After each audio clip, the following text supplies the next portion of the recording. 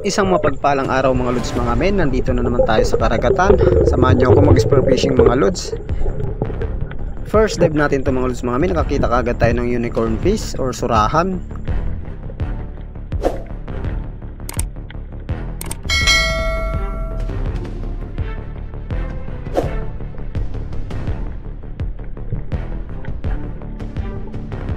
Swerte naman natin ngayon mga lods mga men, napakaamo ng surahan na to, talagang lumapit sa atin at magpapahuli talaga mga lods.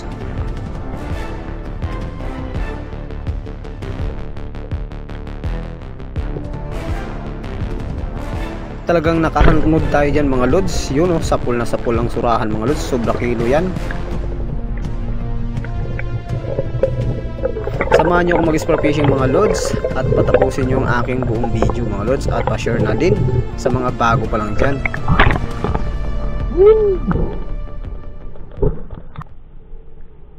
Swerte natin mga lods, nakaganda ng balayan at may laman ito.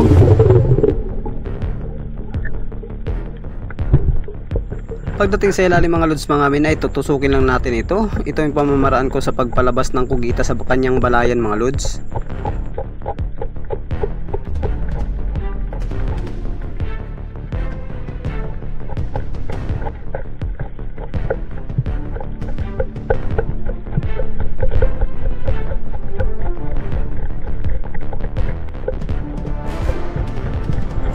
Medyo matagal siya lumabas mga lods, kaya baka natin pagtusok para lumabas na itong kugita mga lods. Nasa medium na rin yung size nito.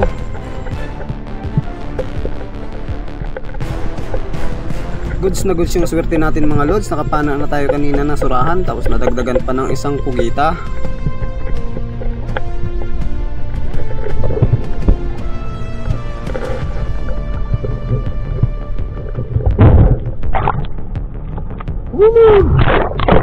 Malakas talaga ang kapit ko mga lods, nakadaan na naman tayo ng isa pang kugita, kaya papanain natin.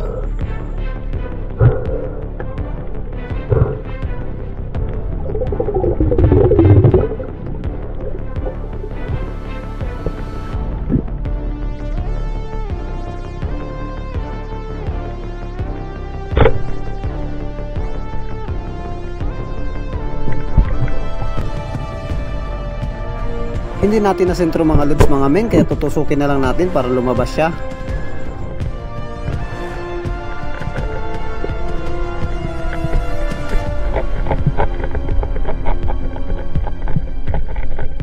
Hindi na rin tayo pinahirapan pa ng gusto, talagang lumabas kaagad itong kugita na ito mga lods. Medium size ito mga lods mga men, pangalawa natin pugita.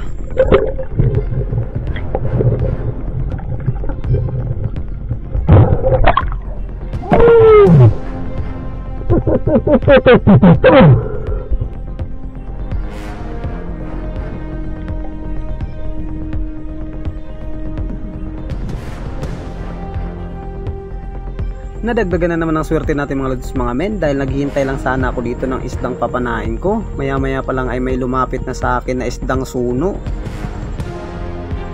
Talagang malupit ang ating tsamba mga lods. Yun, sapul na sapul mga lods at pumilipit pa siya, sinabit niya pa yung aking line. Solid na naman ang pang-escabeche nito mga lods, brown suno.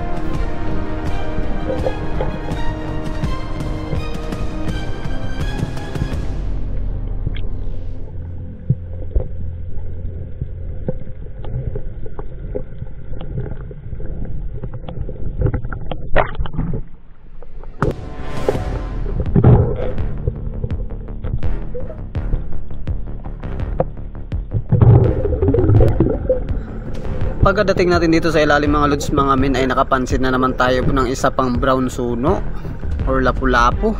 Malaki-laki ito mga lods, nasa 2 kilos ang isa nito. Amat-amat lang yung pagpapalapit ko sa kanya mga lods para hindi siya tumakbo.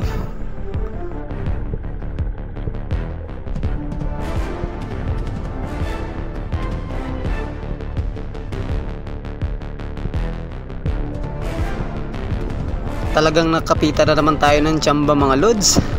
Nagpapahuli sa atin itong mga gandang isda ngayon. So yun, sapul na sapul mga lods, talagang sumalubong talaga papunta sa akin.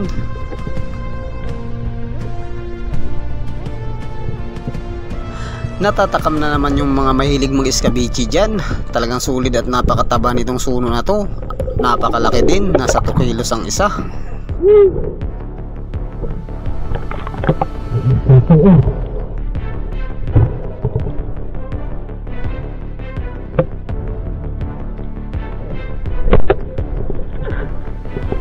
Yung uuwi na sana ako, pero may nagpakita pa sa atin na tagpahabol na magpapapana.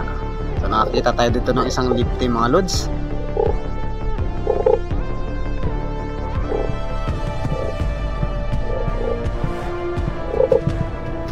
Ang ganda ng napistuan ko mga lods dahil lumapit kaagad itong lifty na to. Kinapitan tayo ng swerte talaga ngayon mga lods. Yun, ang ganda ng tama, talagang hindi nakagalaw. Stone shot siya mga lods. Maraming salamat sa patuloy nagpagsuporta at panonood nyo ng aking video mga lods mga men.